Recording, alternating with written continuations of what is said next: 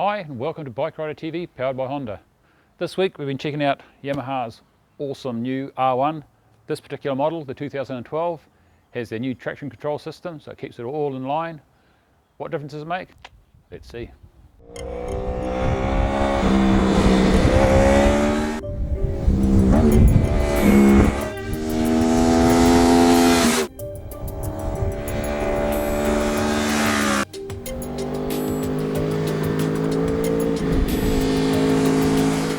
If you're a bit like me and you're a fan of the sound that the R1 puts out, it's quite unique in the motorcycling world. Yes, we have cheated. This one's got genuine Team Yamaha Racing or GYTR pipes on it, and it just sounds glorious.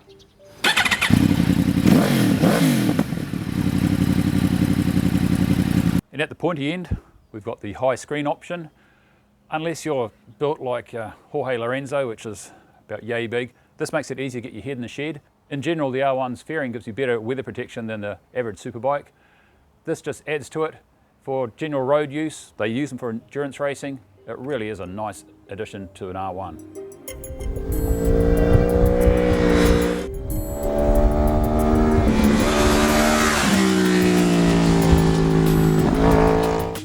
So what's new in the 2012 model?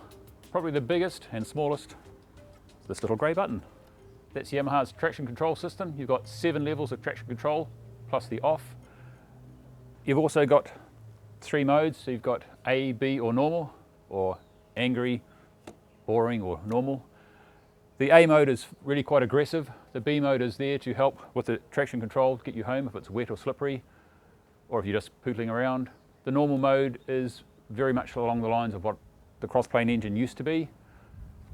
Also for 2012, it's got a new linkage on the back, so it's a little bit less aggressive in its uptake, making it a bit easier to tune, giving that rear tyre a little bit less grief. Now hiding beneath that gunmetal grey paintwork is Yamaha's cross-plane engine. It's been around for 3 years now. It sounds like nothing else, and it's got power delivery that's quite unique as well. It puts out 180 horsepower, so it's sort of about middle of the pack really as far as 1000cc sports bikes are concerned. Puts out 115 newton meters of torque, but what it does is holds that torque curve for a long time, giving you a nice easy curve to ride on the road.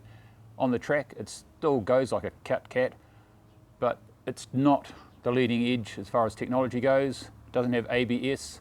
Whether you need that or not is one of those great debates in the superbike world. Now weighing in at 206 kilos, ringing wet full of fuel, because I've just weighed it, to slow the R1 down you've got a pair of 6-pot Sumitomo calipers there. They give nice feel, they're powerful, fade free, and they've got a cool name, Sumitomo. Now with 180 horsepower, slipper clutch, all the bells and whistles, the R1 is definitely no slug. If you're wanting to be king of the dyno, it's not there. There are bikes that put out a little bit more at the back wheel.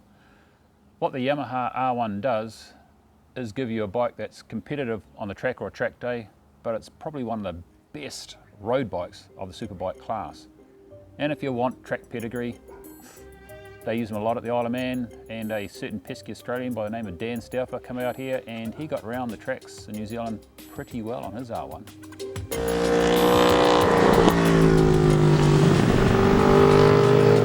Well, ergonomically speaking, how does it fare? Better than most. Your hands actually hide behind these little fins of the fairing. They keep your gloves a bit drier. As far as the seating arrangement goes, it's more comfortable than most. They haven't tried to make it super small for tiny little races. It's more comfortable than the average in class. The pillion's a little bit cramped and you've got those cans heating the underside of your seat as well, but I haven't actually tried the back seat of the R1 and I've got no intention of doing so.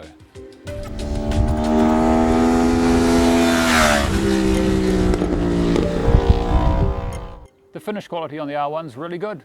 It hasn't changed a lot as far as aesthetics go, but the fairing has been updated. It's got a few trick little bits, LED lights, some new fairing panels to help with the airflow. When we got this one, we were thinking, oh, it's a matte colour, how's it going to photograph? The consensus at the office is it looks the absolute boss in that matte gunmetal grey. So it doesn't have quite as much electronic wizardry as some of the other models.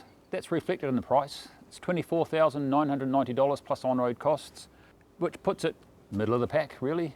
What it does is gives you flexibility in a sports bike or speed in a road bike. Your choice.